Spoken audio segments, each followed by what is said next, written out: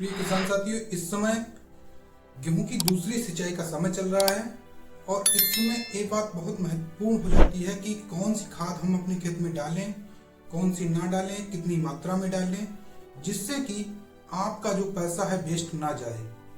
इस समय आप कौन सी खाद का उपयोग करें जिससे कि आपका अधिक उत्पादन आपको मिले।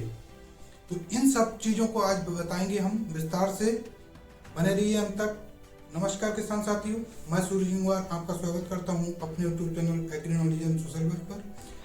किसान साथियों, आज हम बात करने वाले हैं पहली सिंचाई पे जो आपने खादें दी हैं गेहूं में, या बेसल डोज में जो आपने खादें दी हैं, वो क्या दूसरी खाद में भी देना आवश्यक है। जैसे कि आपने बेसल डोज में आपने जब गेहूं की बुवाई की थी तब आपने नाइट्रोजन, फास्फोरस, पोटास, अन्य भी सल्फर, जो भी चीजें आपने दी हैं, क्या वो पहली सिंचाई में भी दी हैं और दूसरी सिंचाई में भी देना आवश्यक है?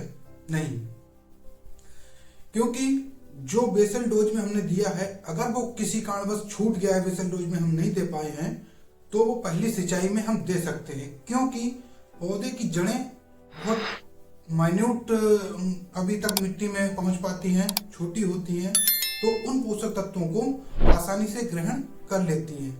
लेकिन अब दूसरी सिंचाई का समय पौधों की जड़ें बहुत अंदर तक जमीन में जा चुकी हैं, जिससे जो न्यूट्रिएंट हम पहले नहीं दे पाए हैं तो अब नहीं देना है, क्योंकि अब वो न्यूट्रिएंट पानी में घुलनशील नहीं है इतने ज़्यादा जो पौधा जड़ से ले पाए। मैं बात कर रहा हूँ फास्फोरस और पोटास जैसे पोषक तत्वों की। यहाँ पर आपको किन चीज़ों को देना है, जैसे कि नाइट्रोजन, आपने बेसल डोज में भी नाइट्रोजन यूज किया होगा, पहली सिंचाई पे भी यूज किया होगा।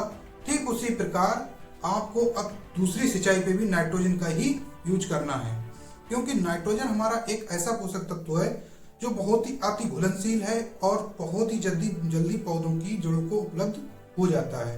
पानी में घुलनशील बहुत ही ज़्यादा है ये। लेकिन फास्फोरस, पोटास की बात करें, वहाँ पर ये घुलनशील नहीं है, जिससे कि हमारे पौधे की जड़ तक जब तक कोई पोषक तत्व नहीं पहुंचेगा तब तक हमारा पौधा उपलब्ध उसे नहीं कर पाएगा।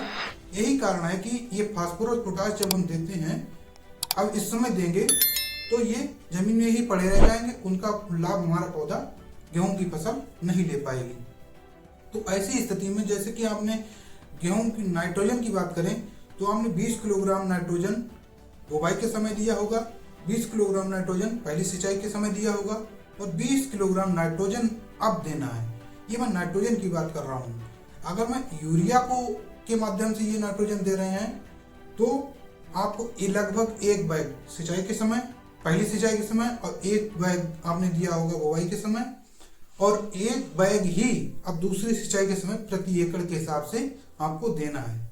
क्योंकि नाइट्रोजन जो होती है यूरिया में 46% होती है और वही लगभग 20 किलोग्राम नाइट्रोजन का काम प्रति एकड़ करती है। यदि आपको अपने खेत में कोई भी माइक्रो न्यूट्रिएंट की कमी दिख रही है तो आप माइक्रो न्यूट्रिएंट को फोलियर स्प्रे के माध्यम से दीजिए, ना कि छिड़के विधि से कोई भी न्यूट्रिएंट दीजिए। आप फोलियर जैसे स्प्रे करेंगे तो पौधों पत्तियों के माध्यम से सीधा ग्रहण कर लेता है, चाहे वो जिंक सल्फेट हो, चाहे वो आयरन सल्फेट हो, मैग्नीशियम सल्फेट हो, चाहे जो भी आप पोषक तत्व माइक्रोन्यूट्रिएंट दे रहे हैं वो दीजिएगा फोलियर स्प्रे के माध्यम से। उसको स्प्रे करना है।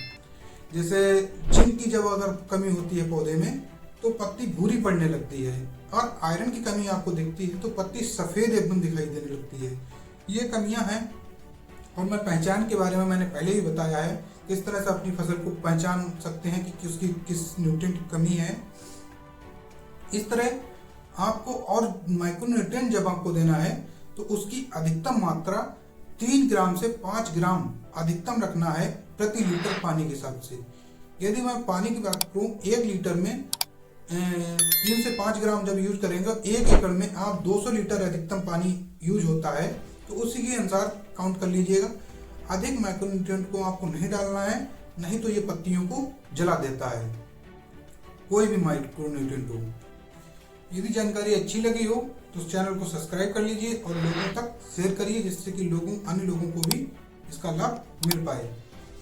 और मैं नई नई योजनाओं के बारे में बताता रहता हूँ, कृषि विभाग के बारे में। तो चैनल को सब्सक्राइब करके लाइक जरूर कर दीजिए। अगर यदि कोई क्वेश्चन है तो कमेंट बॉक्स में